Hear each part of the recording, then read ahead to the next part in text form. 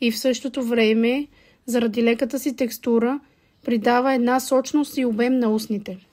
Ето го, вади се от тук, хоп, като една малка силиконова четица. Много интересен продукт. Мога да кажа, аз един път я изпробвах вече. Много лека текстура има. Съдържа няколко вида масла, като основното е арганово масло. И подхранва, хидратира устните, защитава ги и в същото време, заради леката си текстура, придава една сочност и обем на устните. Ето, взимаме си малко от продукта. Ето, вижте колко е. И нанасяме.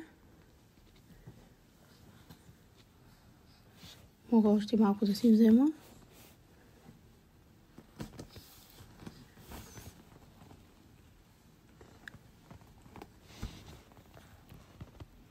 Придават страхотен обем. Мирише много, много приятно. И харесва ми, че има допълнително апликаторче.